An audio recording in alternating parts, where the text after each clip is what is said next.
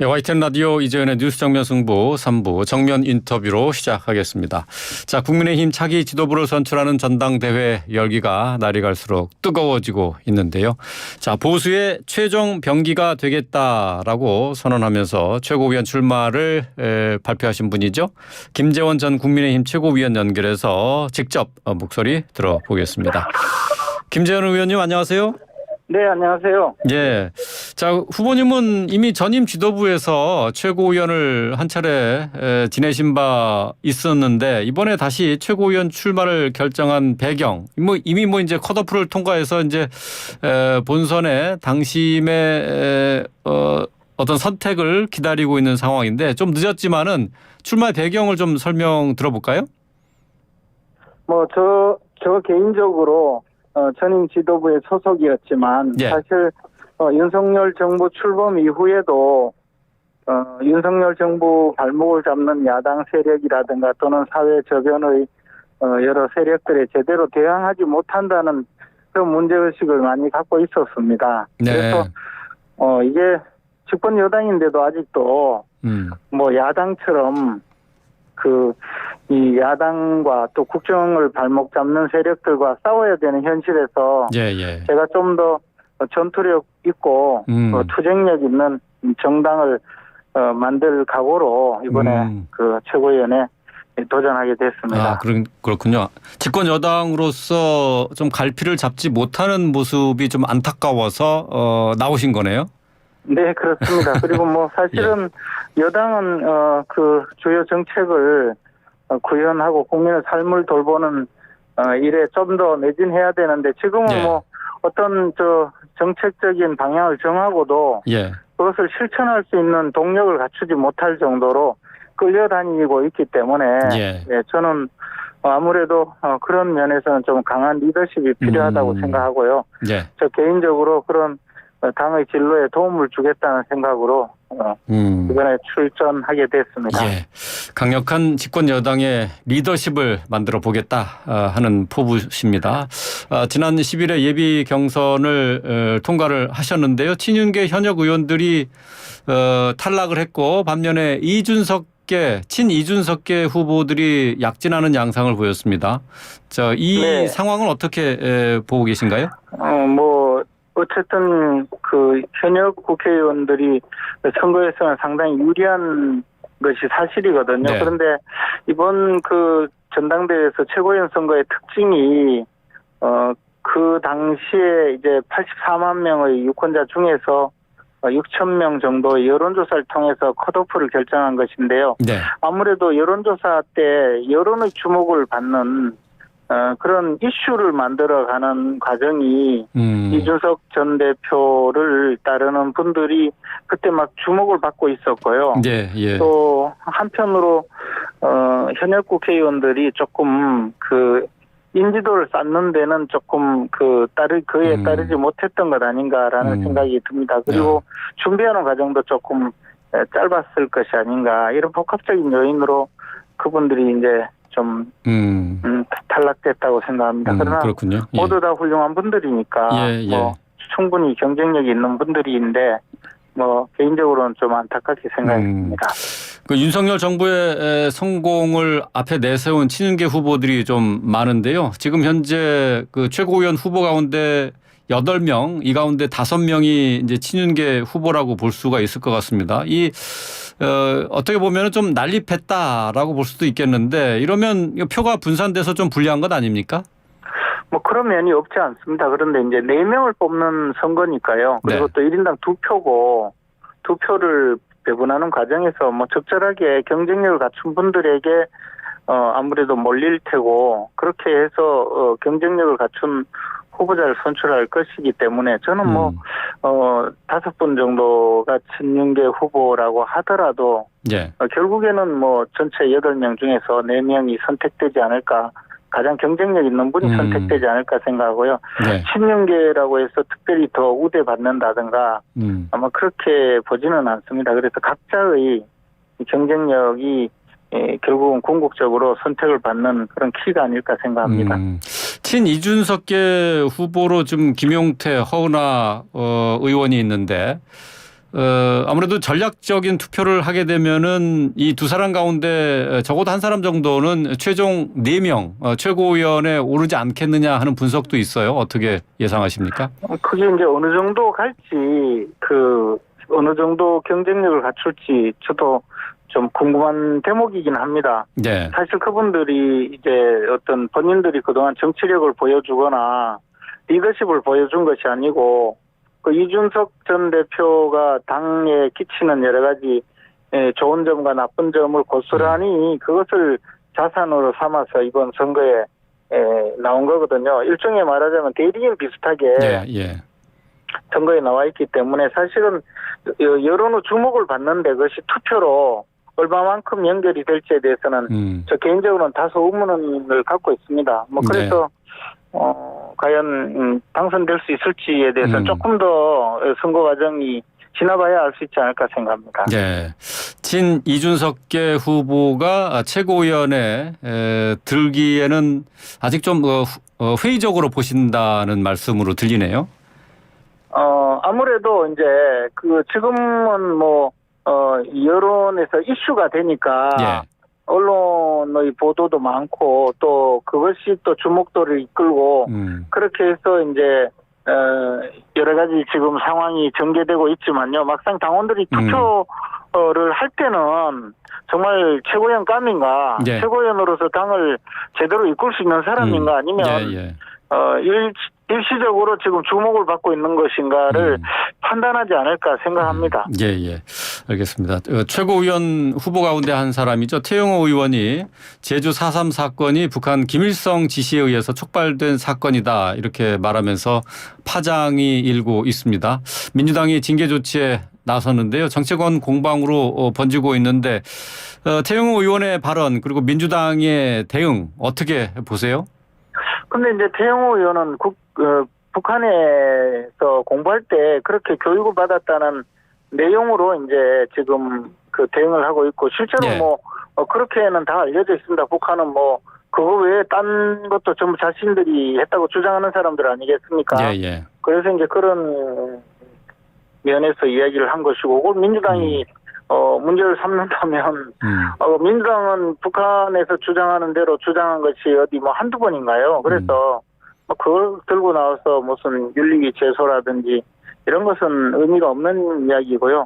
태영호 의원은 자신의 정체성을 분명히 하기 위해서 또 선거의 이슈화 되는 것을 또 자신의 정치적 자산으로 삼기 위해서 말씀하시는 거기 때문에 유권자들이 냉정하게 판단할 문제이지 민주당이 달려들어서 지금 최고위원 선거에 나와 있는 후보자를 공격할 일은 아니라고 생각합니다. 예.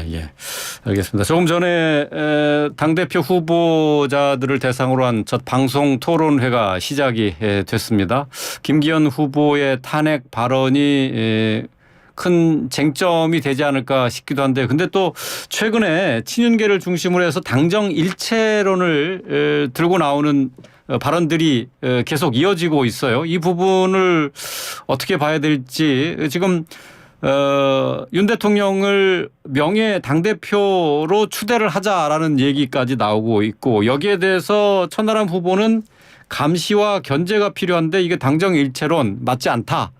얘기를 했습니다. 또 김용태 후보 같은 경우는 공천에 개입하려고 하는 것 아니냐 이런 얘기를 하고 있는데 이 당정 일체론 어떻게 보십니까? 근데 이제 공천 개입 문제는 공천은 지금 당대표도 함부로 하지 못하게 공천관리위원회를 독립적이고 중립적으로 구성해서 운영하게 되어 있거든요. 다만 이제 지난 21대 총선 때는 공천관리위원회 자체가 워낙에 문제가 많은 분들이 구성해서 멋대로 공천을 하는 바람에 총선을 망쳐버렸는 거지. 그것은 누가 개입해서 그런 건 아니라고 보고요.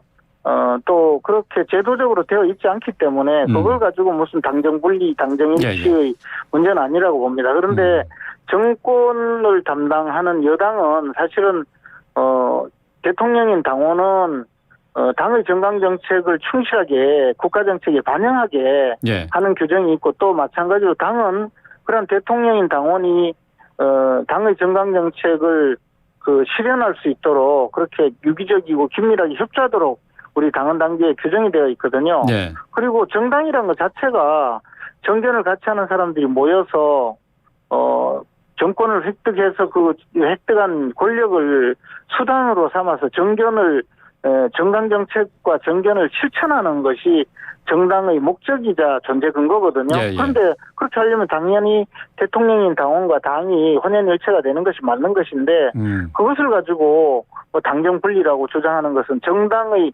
본연의 존재 근거에 대한 이해가 없는 분들이죠. 그래서 그것은 잘못이고 그것과 당정의 유기적인 이 협조와 공천 문제 내지 인사권 문제는 전혀 다른 문제입니다. 그러니까 당정 일체론 뭐 여기에 대해서는 어쨌든 동의하신다는 말씀이시네요. 예, 당정 일체론 자체가 정당이 예. 정권을 획득해서 그다음에 그 정당의 정책과 정견 내지는 정당 정책을 실천하는 것이 정당의 목적이거든요. 네. 그런데 그러려면 당연히 그 당과 정부가 그 일체감을 갖고 협조 관계가 되어야 되죠. 그런데 그것을 뭐 불리하다고 주장하는 것은 예를 들어 대통령이 당의 인사권에 개입하지 마라. 예. 그런 주장을 하려고 하는 것 같은데 그거는 당정 분리, 당정 일체와는 무관한 내용이다라는 거죠. 예, 그렇군요.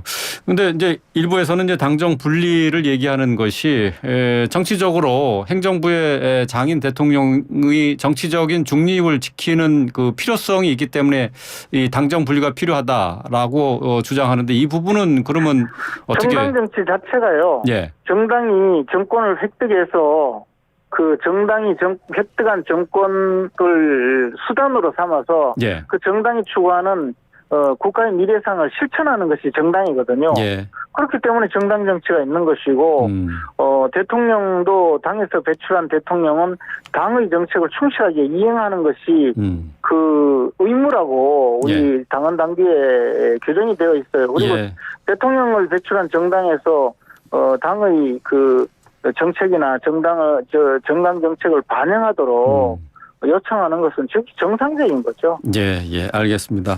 자, 어쨌든 뭐 관련해서는 계속 당 내에서 논의가 계속 이어질 것 같은데요. 이번에는 민주당 상황과 관련된 얘기를 좀 하나 좀 살펴보도록 하겠습니다. 법률가이시니까 지금 이게 정성호 의원이 정진상 전 실장과 김용 전 부원장을 특별 면회했다라는 소식에 이어서 이화용 경기도 평화부지사도 특별 면회했다는 뉴스가 나왔어요.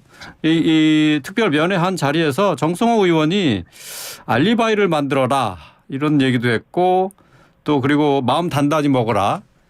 그다음에 이대로 가면 이재명이 대통령이 된다. 뭐 이런 얘기를 했다고 하는 건데 자 여기에 대해서 야당이 검찰의 조직적인 유출이다 이렇게 얘기를 하면서 공수처 고발 방침을 밝혔습니다. 어떻게 생각하세요? 근데 유출한 것이 문제가 아니고 예? 검찰은 범죄를 수사하는 거잖아요. 네. 범죄의 흔적을 없애고 이재명 대표와 관련된 진술을 못하게 회유하고 압박했다면 그것이 범죄거든요. 그러면 검찰은 당연히 그러한 범죄를 수사를 해야 되는데 범죄 혐의가 들키니까 네. 그 수사를 하고 있는 검찰을 고소하겠다는 것 자체가 뭐가 그렇게 두려운지 모르겠습니다. 만약에 그렇다면 그 정성호 의원이 가서 예. 이재명 대표가 지금 큰일 났다. 이제 김성태 또 그 잡혀오니까 이재명 대표 곧 교도소에 들어올 것 같다. 너희들도 대비해라. 뭐 이렇게 이야기하라는 그렇게 했으면 뭐 그것이 밖으로 나왔다면 명예에 관한 문제이겠지만 이재명 대표가 곧 이제 그 대통령이 이대로 가면 대통령이 되니까 걱정하지 말고 뭐 몇 년 교도소에 있더라도 예. 입을 다물고 있으면 구출해 줄 거다 이런 식으로 이야기한다면 그건 명백하게 앞으로 그 진술을 하지 못하게 막는 그런 네. 내용이잖아요. 지금 예. 이재명 대표와 관련된 분들은 전부 다 마음이 변해서 이재명 대표가 배신감을 느끼게 만들었다고 하는 이유로 사실을 전부 다 폭로성으로 아예 뭐 발언을 하고 있잖아요. 예, 예. 뭐 김용 정진상을 제외한 남욱, 뭐 유동규 지금 뭐 김성태 다 그렇게 되고 있거든요. 그러니까 여기 가서 너희들만은 입을 다물어 달라 그렇게 했다면 정성호 의원이 범죄 행위를 한 거죠. 그러니까 그 범죄행위 한 부분에 대해서 수사를 하다가 수사를 하면 뭐 관련자들이 자꾸 생기니까 네. 그것이 유출될 수도 있는 것이고 그렇게 유출되었다면 유출된 사람을 유출된 경위를 조사하거나 하면 되는 일이지 네. 그걸 뭐 아니라고 하면서 마치 검찰이 무슨 문제를 일으킨 것처럼 이야기하는 것은 이런 것을 바로 적반하장이라고 하지 않는가 그런 생각이 듭니다. 정성호 의원이 어쨌든 뭐 발언한 것은 좀 문제가 있다라고 볼 수는 있지만은 하지만은 이제 이게 공무상 비밀 누설죄 아니냐 이 부분을 민주당에서는 얘기하고 있거든요. 해당됩니까? 공무상 비밀 누설인지 아닌지는 예. 이제 유출된 경위를 알아봐야 되겠죠. 일부러 뭐 고의적으로 예를 들어 이것을 누설해서 어떤 목적을 달성하려고 했다면 말씀하신 공무상 비밀 누설이 될 수도 있겠지만 뭐 비밀이란 게 뭐 그렇게만 흘러나옵니까? 뭐 온갖 세상 일이 다 이런저런 이유로 공개가 되기 마련인데 유독 자신들이 잘못한 것이 드러날까 봐 저렇게 펄쩍대는 것은 뭔가 두려운 구석이 있지 않을까 생각이 듭니다. 네. 이준석 전 대표가 22대 총선에 무조건 나간다 이렇게 얘기를 했습니다. 무소속이라도 나갈 태세인 것 같은데요. 관련해서 신당 창당설도 나오고 있는데 어떻게 보세요? 글쎄 뭐 이준석 대표 마음을 알 수가 없고 이준석 대표도 스스로 그분이 이제 자주 마음이 바뀌는 분이니까 뭐 예측할 필요가 없는 분이죠. 그러나 뭐 국민의힘에 들어와 있는 많은 분들, 예를 들어 옛날에 바른정당을 만들었다가 나갔던 분들 중에서도 대선 끝나고도 새보수당이라고 만들어서 끝까지 남아있다가 이제 합류한 분들은요. 사실은, 자신들이 했던 정치적인 실험 내지 정치적인 이탈이 탄핵 이후에 새 당을 만들고, 하는 과정에서 전부 실패한 분들이에요. 그래서 이제 전략을 바꿔서 국민의힘에 들어와서 당권을 잡으려고 시도하는 분들인데 저는 새 당을 만들기보다는 국민의힘에 남아서 당권을 잡겠다고 그런 전략으로 나오지 않을까 생각합니다. 신당 창당의 가능성은 높지 않다 이렇게 보시는군요. 스스로 실패를 해보고 그 실패한 경험이 있기 때문에 그것을 또 되풀이 할까 저는 그렇게 생각하지 않습니다. 예, 알겠습니다. 오늘 말씀 여기까지 듣겠습니다. 고맙습니다. 고맙습니다. 네, 국민의힘 전 최고위원 김재원 전 최고위원과 함께했습니다.